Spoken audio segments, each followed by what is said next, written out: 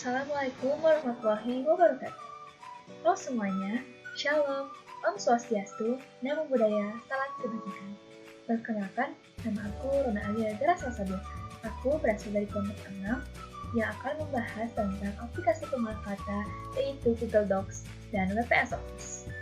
Sebelumnya, kalian udah tahu belum sih apa itu aplikasi pengolah kata?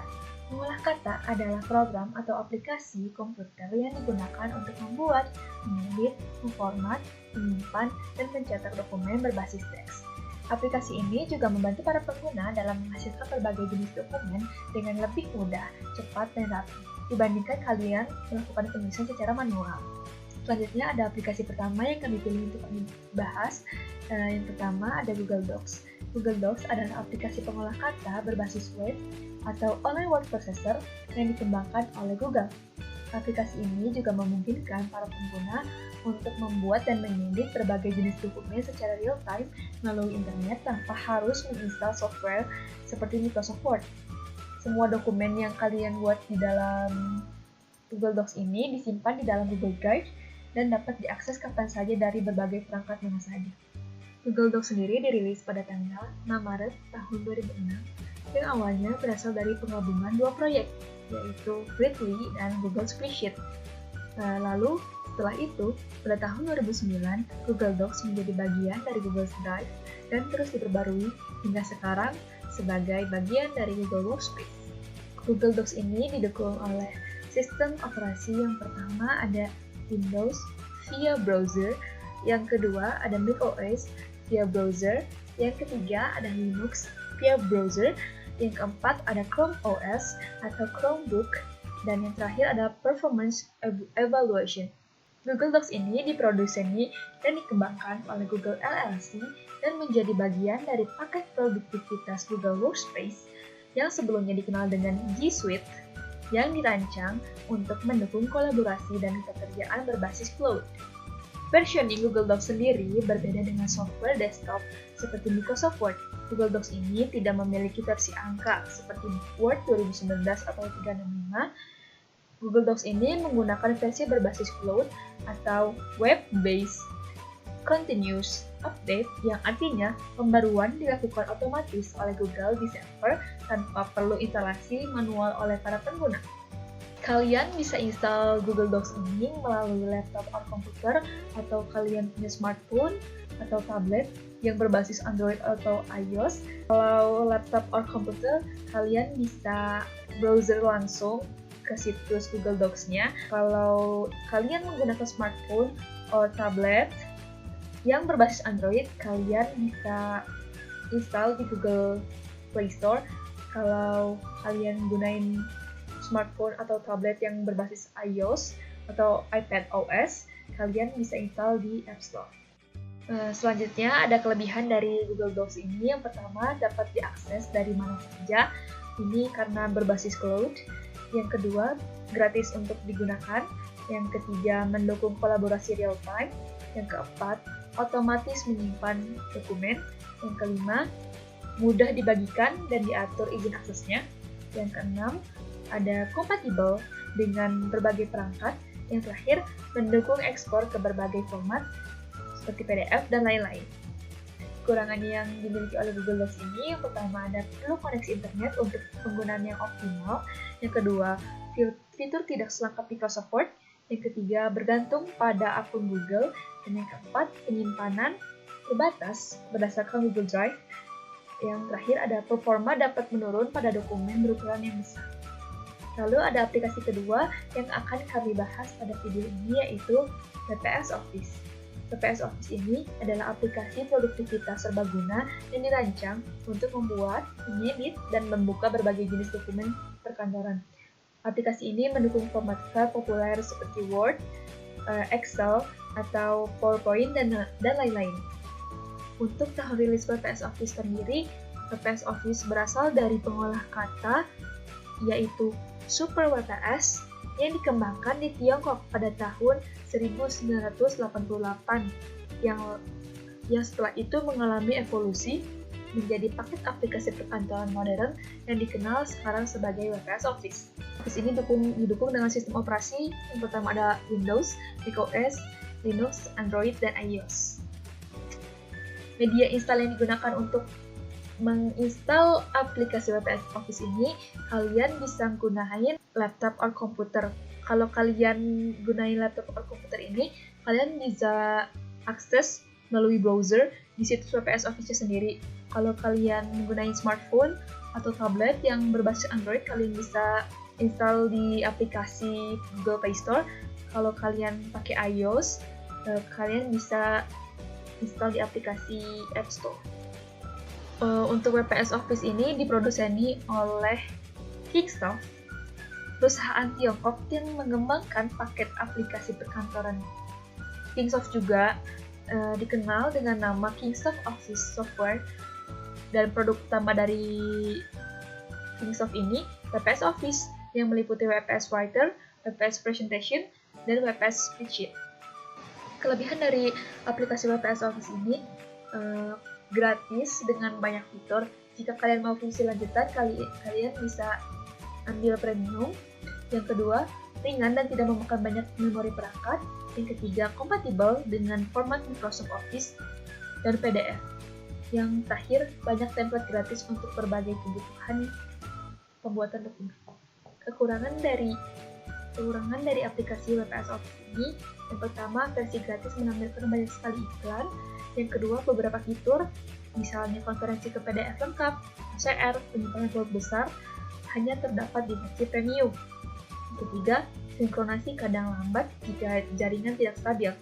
Dan yang terakhir, adanya watermark atau branding WPS pada dokumen yang dibuat dengan versi gratis.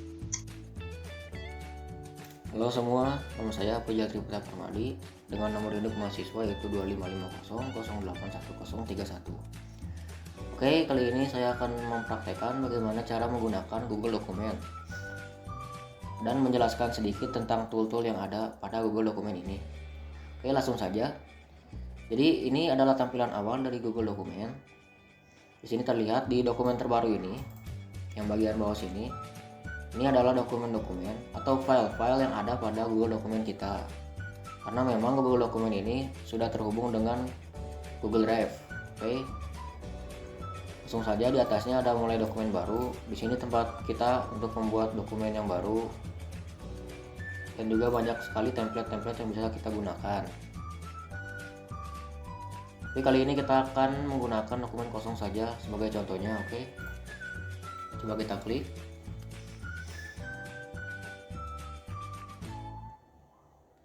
Nah, ini adalah tampilan awal dari dokumen kosong pada Google Dokumen. Kita coba ketik dulu. Logo. Oke. Nah, sudah seperti ini. Lalu, di sini banyak sekali tools-tools dan menu-menu yang kita tidak tahu, tapi saya akan jelaskan walaupun sedikit ya. Hanya pengenalan dikit saja. Kita mulai dari yang di sini kiri atas. Telusuri menu. Ini berfungsi untuk kita mencari sebuah menu-menu atau searching menu ya. Di sini ada undo, ada redo, ada print untuk mencetak sebuah dokumen, dan juga ada pemeriksaan ejaan.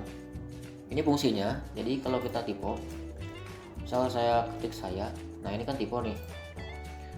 Ada spasi di antara dua T ini. Coba klik ini, maka akan muncul di sini yang tipenya, dan juga kita bisa langsung membenarkannya. Dan cara klik saya ini dan terima. Di sini terlihat langsung menjadi rapi kembali dan tidak typo. Oke, lanjut. Di sini ada tambahkan format, ada untuk zoom sebuah dokumennya. Kita bisa buat paskan makin dekat, itu bisa buat jauh, lebih jauh 200, lebih dekat maksudnya, ini lebih jauh ya. Nah ini lebih jauh 50%. Kita buat paskan saja. Oke, lanjut. Di sini ada gaya atau biasanya itu semacam buat heading ya, buat judul-judul yang ada pada dokumen. Oke. Lalu di sebelahnya ada font text. Ini tempat untuk font, kita mengganti font sebuah teks. Lalu di sebelahnya ada font size, ada bold, menebalkan sebuah teks, ada memiringkan sebuah teks, dan underline untuk menggarisbawahi sebuah teks. Lalu juga ada untuk warna teks, kita bisa mengganti warna suka kita ganti. Dan juga ada warna sorotan, ini biasanya digunakan untuk meng-highlight sebuah teks pada dokumen. Contoh, kita ingin meng-highlight teks pada dokumen yang ini, kita blok dulu. Setelah itu kita klik warna sorotan, warnanya biasanya oranye ya, tapi bebas. Coba, nah kan sudah muncul di sini. Ya intinya buat nge-highlight sebuah teks. Lanjut. Di sini ada sisipkan link untuk memasukkan link ke dalam dokumen yang bisa kita klik nanti. Ini ada komen untuk menambahkan komen, ada menyisipkan gambar untuk menambahkan gambar, dan ada perataan atau indentasi sebuah teks ya. Itu untuk mengatur rata kiri, rata kanan, atau rata tengah sebuah teks. Misal ini kan rata kiri, kita bisa buat ke rata tengah, di tengah, rata kanan, atau rata kanan dan kiri. Oke. Lanjut, di sebelahnya ada jarak antar baris untuk mengatur spasi antar baris. Di sini ada checklist, menu checklist untuk membuat sebuah menu checklist, biasanya digunakan untuk to-do list. Nah, coba kita hapus dulu bentar. Tidak pusing ya. Nah, nanti misalnya kita buat apa gitu, to-do list kayak gitu, kan kita bisa ngeklik ini, tandanya sudah di checklist. Oke. Lanjut. Di sini ada penomoran, ada daftar berbutir, itu buat list. Yang di kiri yang ini digunakan untuk list simbol. Coba list 1 dan list 2. Oke, kita coba. Ini untuk simbol saja ya. Nah, ini sudah ada buletnya, simbol buletnya di list yang pertama. Lalu kita coba menggunakan list yang nomor pada list kedua. Contohnya yang ini. Nah, ini sudah jadi list bernomor. Oke, lanjut. Di sini ada kurangi indent untuk mengatur teks. Misal kita mau ke kanan, teksnya atau ke kiri. Intinya mengatur teks. Di sini ada hapus format untuk menghapus sebuah format. Misal ini formatnya sudah berwarna kuning, kita hapus formatnya jadi kembali hitam seperti semula. Lalu di sini banyak sekali di atas ini menu-menu yang akan berguna. Contohnya saja yang disisipkan ini, kita bisa menambahkan gambar, menambahkan tabel, menambahkan elemen penyusun. Ini tambahan seperti draft email, catatan rapat, dan lain-lain. Lalu ada chip pintar, tanda tangan elektronik, tapi ini premium ya. Ini ada link yang tadi, menambahkan link. Ini ada kanvas, kita bisa menggambar sebuah, ya pokoknya menggambar dan memasukkan ke dalam dokumennya. Ada diagram, menambahkan simbol, ada menambahkan tab, menambahkan garis, mengatur batas halaman. Misal ini, oke. Ini tuh adalah halaman pertama atau kelas pertama. Oke, di sini terlihat ini tuh adalah halaman pertama. Kita bisa menambahkan halaman dengan cara mengklik isipkan pada menu. Kita arahkan batas halaman dan ke halaman berikutnya. Nah, di sini langsung terbagi menjadi dua halaman atau menambahkan satu halaman lagi ya. Lanjut kita ke itu. Nah, di sini ada bookmark, ada elemen halaman untuk membuat daftar isi, header, footer, watermark, dan mengatur nomor halaman. Biasanya ini digunakan untuk membuat laporan-laporan. Sini kita bisa menambahkan komentar. Oke, lanjut kita ke format. Sini ada menu untuk mengatur teks, mengatur paragraf, mengatur rata kiri kanan sebuah teks, mengatur jarak antar baris, mengatur kolom pada teks, membuat list, mengatur header footer, nomor halaman, orientasi halaman, dan ini beralih ke format tanpa nomor halaman dan hapus format. Lanjut di menu alat. Ini yang tadi untuk mengatur untuk memeriksa apakah ada typo pada teks yang kita buat. Di sini ada tool untuk melihat jumlah kata yang kita sudah ketik. Ada tinjau pengeditan yang disyaratkan, bandingkan dokumen, kutipan, tanda tangan elektronik, nomor baris, objek bertaut, kamus, terjemahkan dokumen. Dan di bawah sini settingannya ya. Nah, di sini tuh ada menu ekstensi. Karena kita tuh pada Google Dokumen ini dia tuh bersifat berbasis web ya. Jadi kita bisa menambahkan add-on dengan cara kita bisa install saja add-onnya. Di sini banyak sekali add-on yang sangat berguna. Contohnya seperti mail merge. Bentar ya. Ini. Nah, tunggu sebentar. Nah, di sini ya. Mail merge ini berfungsi salah satunya adalah untuk mengirimkan sebuah dokumen secara masif atau massal kepada seluruh akun yang kita sudah tandai. Jadi kita bisa langsung mengirim satu dokumen ke 100 orang atau lebih lah pokoknya mah di Google Dokumen ini.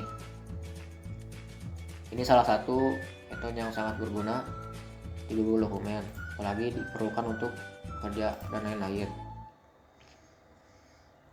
Oke, mungkin karena sudah cukup semua pengenalan toolnya, kita coba saja langsung membuat contoh ya. Untuk contoh, saya akan membuat sebuah daftar isi, karena memang daftar isi ini sudah menjadi hal yang standar pada sebuah laporan. Oke, kita coba buat. Pada halaman pertama biasanya pada laporan itu ada namanya cover. Nah, di sini kita buat cover.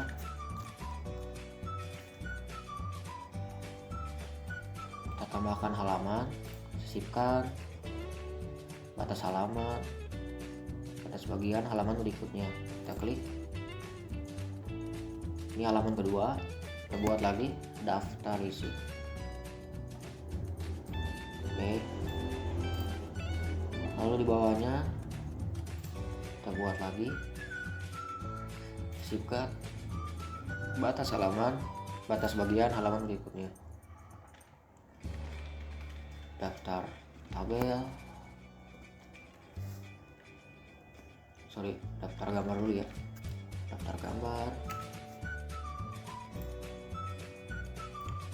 halaman berikutnya daftar tabel. Kita buat lagi. Lalu bab 1 ya, atau pendahuluan.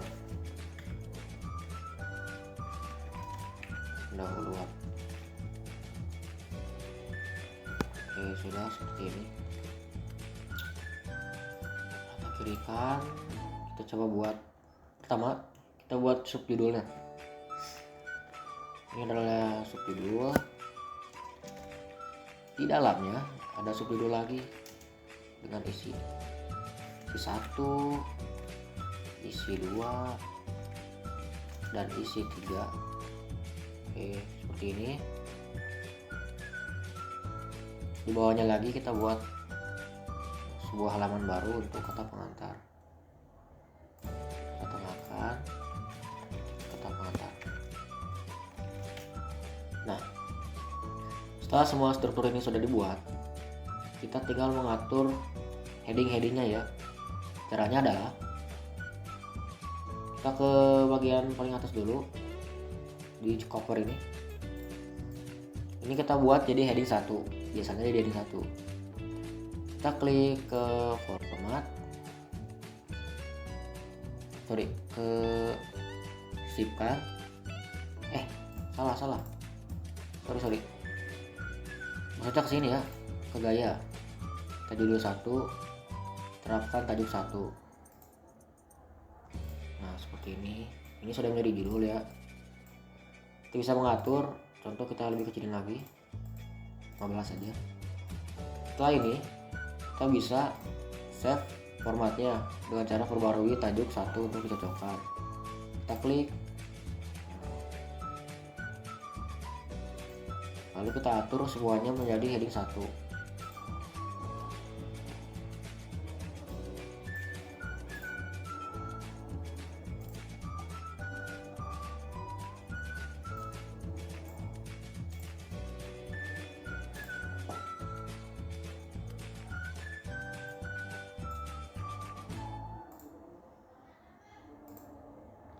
Oke, di sini kita buat heading 2 pada subjudul yang ini.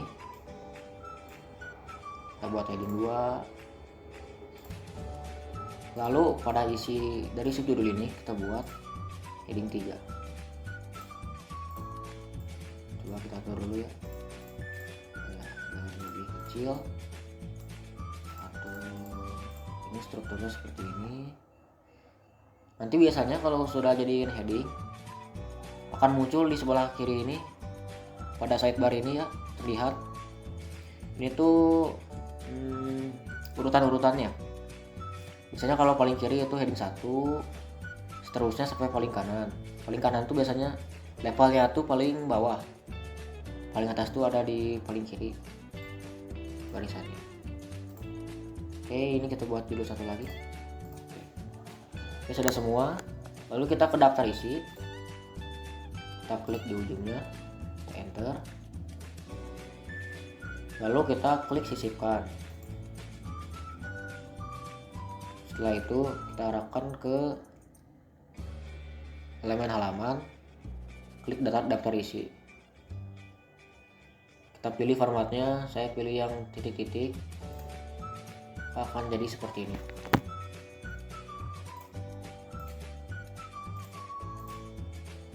Atur sedikit.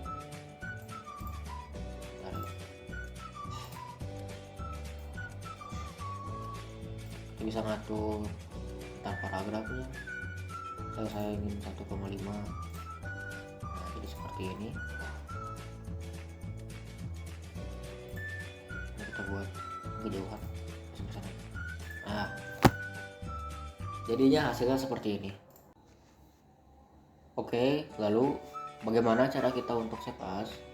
Jadi pada kiri atas ini ada menu file, kita bisa klik lalu arahkan ke download. Nah, di sini terlihat banyak sekali format-format atau ekstensi yang dijadikan dokumen kita. Oke, langsung saja kita di sini saya menggunakan dokumen PDF saja. Kita coba, kita klik, maka di atas ini akan muncul file downloadnya. Kita buka.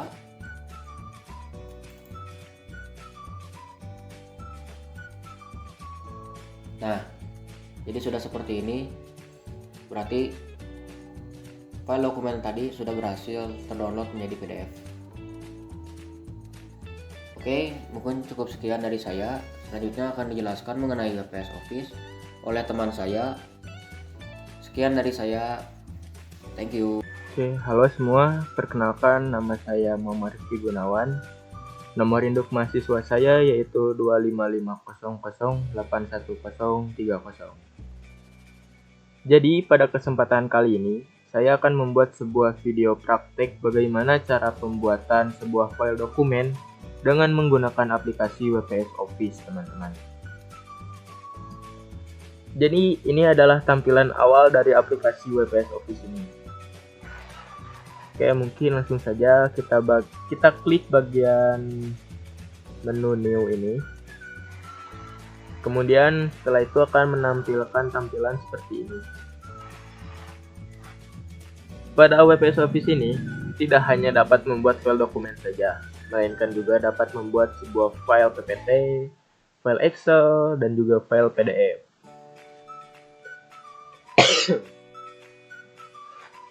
Karena kita akan membuat sebuah file dokumen, jadi kita pilih saja bagian menu file dokumen ini. WPS Office ini juga sudah menyediakan beberapa template, teman-teman ya, agar memudahkan kita dalam pembuatannya. Tapi di sini kita akan memilih bagian dokumen kosong saja.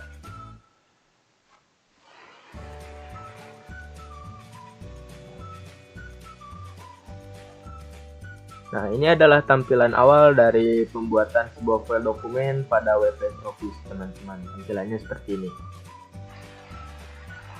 Oke, saya akan menjelaskan beberapa tools yang ada pada WPS Office ini ya, teman-teman. Oke, langsung saja. Yang pertama ada Format Painter. Format Painter ini berfungsi sebagai menyalin atau memformat tulisan dari satu teks ke teks lain.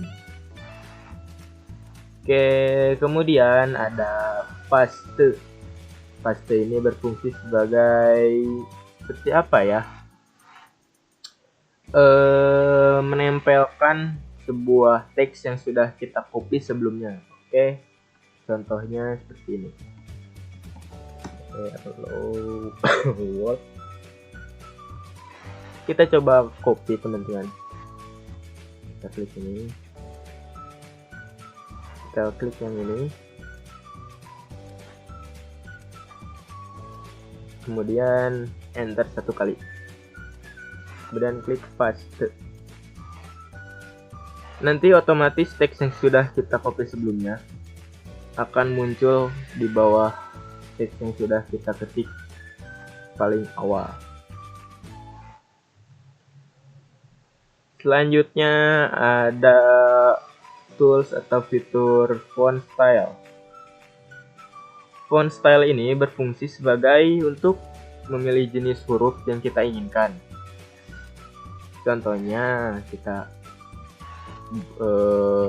blok dulu teks yang paling atas, kemudian kita pilih fitur font style. Mungkin kita pilih, ini bebas ya, mau pakai yang mana saja. Tapi saya ingin menggunakan font style yang bagus seperti ini. Otomatis teks akan berubah menjadi seperti ini ya.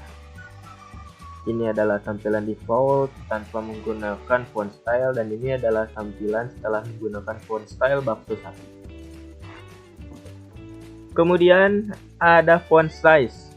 Font size ini berfungsi untuk mengatur sebuah ukuran pada teks, teman-teman. Sebagai contohnya, kita blok kembali yang paling atas ini, kemudian kita atur font size-nya menjadi 20. Otomatis teks akan berubah ukurannya menjadi lebih besar daripada teks biasa ini. Kemudian setelah itu ada juga yang namanya fitur bold. Fitur bold ini berfungsi untuk mencetak tebal sebuah teks, teman-teman. Contohnya kita blok dulu bagian teks yang bawah ini, kemudian kita beri fitur bold atau tools bold ini. Si teks otomatis bakalan berubah menjadi sedikit atau menjadi tebal ya, teman-teman. Oke, kemudian setelah itu ada juga yang namanya fitur italic. Italic ini berfungsi untuk mencetak miring sebuah teks, teman-teman. Nah, yang ini ya, yang logo huruf I ini. Kita klik. Nah, si teks otomatis akan dicetak sedikit lebih miring daripada teks biasa ya teman-teman. Kita dapat melihat perbedaannya. Ini adalah teks yang tanpa disetting menggunakan fitur italic. Dan ini adalah teks yang kita atur menggunakan fitur italic. Berbeda kan? Kemudian setelah itu ada juga yang namanya fitur underline. Fitur atau tools underline ini berfungsi sebagai memberi sebuah garis bawah ya teman-teman pada bagian bawah teks. Contohnya seperti ini, kita klik ini. Nah, si teks otomatis akan diberi garis bawah pada bagian bawah teksnya teman-teman. Oke, kemudian ada yang namanya font color.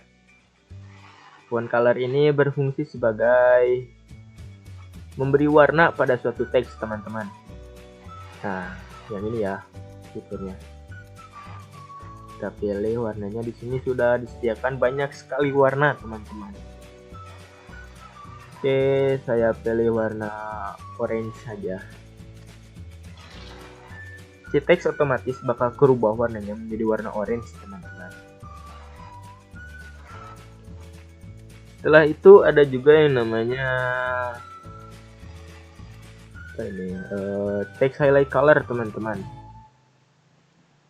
Text highlight color ini berfungsi untuk memberi sebuah highlight pada bagian belakang teks teman-teman, atau pada seluruh teks ya. Contohnya, kita blok bagian teks ini, kemudian kita klik. Nah, otomatis teks yang kita pilih atau yang sudah kita blok sebelumnya akan diberi sebuah highlight berwarna biru muda teman-teman. Ini untuk warnanya tidak hanya biru muda ya, tapi ada lumayan banyak. Kita juga bisa ganti menjadi biru tua. Ini. Kemudian setelah itu ada juga yang namanya fitur alignment. Alignment ini berfungsi untuk mengatur sebuah di mana si teks akan ditempatkan. Contohnya ada align left. Align left ini berfungsi untuk mencetak sebuah teks menjadi rata kiri teman-teman. Nah, ini adalah tampilan default. Jadi tampilan default pembuatan dokumen emang sudah dicetak rata kiri ya teman-teman. Kemudian selain align left, ada juga align center. Align center ini berfungsi untuk mencetak teks menjadi berada pada bagian tengah dokumen. Contohnya seperti ini. Teks akan dicetak di bagian tengah dokumen, teman-teman. Setelah itu, ada juga yang namanya align right. Align right ini berfungsi untuk mencetak teks menjadi rata sebelah kanan, teman-teman. Nah, seperti ini. Dan yang terakhir ada yang namanya justify. Justify ini berfungsi untuk mencetak sebuah teks menjadi rata kiri kanan. Ini karena teksnya sedikit, jadi tidak terlihat ya tampilan rata kiri kanannya. Tapi biasanya pada pembuatan dokumen, justify ini sangat berfungsi ya, sangat sering digunakan. Karena ini dapat membuat tampilan menjadi lebih rapi dan enak dilihat, serta mudah dibaca teman-teman isi dokumennya. Setelah itu, ada juga yang namanya line spacing. Line spacing ini berfungsi sebagai mengatur jarak pada baris teks, teman-teman. Contohnya, kita blok semua teks yang ada di sini. Kita pilih fitur line spacing. Nah, biasanya pada pembuatan dokumen itu kita sering menggunakan dengan ukuran 1.5. Nah, seperti ini. Line spacing ini berfungsi agar ketika kita membuat sebuah dokumen dapat terlihat rapi dan tidak terlalu menggunduk pada satu tempat ya teman-teman, serta memudahkan pembaca membaca isi dokumen kita. Oke, setelah itu ada yang namanya indentation. Indentation ini berfungsi untuk menggeser paragraf masuk atau keluar ya teman-teman. Oke, contoh kita blok teks yang hello world berwarna orange ini. Kita pilih yang bagian ini. Ketika kita memilih fitur increase indent ini, sebagian teks yang sudah kita blok sebelumnya akan sedikit menjorok ke dalam ya teman-teman. Kemudian kita pilih kembali yang decrease indent ini. Ini berfungsi untuk mengeluarkan atau mengatur kembali teks menjadi seperti semula. Ini teman-teman. Kemudian setelah itu ada juga fitur bullet. Nah, yang ini. Fitur bullet ini biasanya digunakan ketika pembuatan sebuah poin-poin penting yang ada pada sebuah dokumen, teman-teman. Contohnya, kita blok bagian teks yang paling atas, kita klik fitur bullet ini. Nah, otomatis pada bagian sebelah kiri teks akan muncul sebuah bulatan yang menandakan kalau bullet sudah digunakan. Selain bullet juga ada fitur numbering. Tidak jauh berbeda dengan bullet. Yang membedakan hanya sebuah simbolnya saja.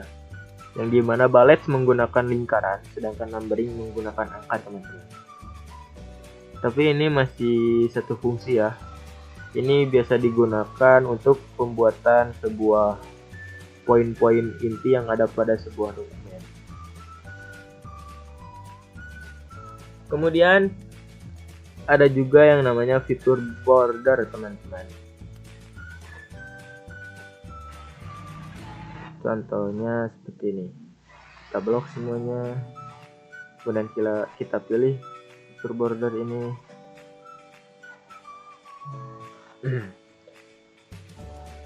Jadi, border ini berfungsi untuk menambahkan garis pada sekitar teks yang sudah kita blok sebelumnya, teman-teman. Di sini ada banyak sekali pilihan bordernya, teman-teman. Kita coba pilih yang border ini. Otomatis nanti akan muncul garis pada bagian teks yang sudah kita blok sebelumnya, teman-teman. Kemudian ada juga fitur styles. Fitur styles ini berfungsi sebagai template atau gaya tulisan yang sudah jadi ya teman-teman. Biasanya ini digunakan ketika pembuatan file dokumen. Ketika kita ingin menggunakan atau membuat sebuah daftar isi otomatis, kita mengatur sebuah judul dokumennya menggunakan heading 1, subjudulnya menggunakan heading 2, subjudulnya menggunakan heading 3 dan seterusnya, teman-teman. Ini sangat bermanfaat ya ketika membuat sebuah daftar isi. Karena dengan ini kita bisa membuat daftar isi secara cepat, teman-teman, tanpa membuang-buang waktu. Kemudian ada fitur find and replace. Find and replace ini berfungsi sebagai mencari atau ganti kata secara cepat, teman-teman. Kemudian ada fitur select. Select ini berfungsi untuk memilih objek atau teks secara spesifik.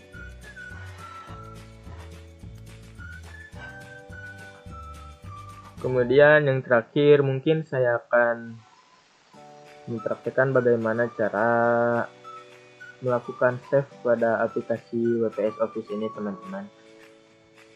Oke, kita klik bagian menu yang ini. Kita klik save. kita atur dimana saja. Mungkin untuk filenya kita pilih yang WPS doc file ya, dan kemudian klik save. Nah, nanti akan muncul pop-up seperti ini teman-teman. Ini menandakan bahwa dokumen kita sudah di-save dan tersimpan pada penyimpanan laptop atau PC kita teman-teman. Mungkin cukup sekian video praktek atau pengenalan dasar dari aplikasi WPS Office ini teman-teman. Mohon maaf bila banyak kesalahan atau ada salah pengucapan. Sekian dari saya. Wassalamualaikum warahmatullahi wabarakatuh.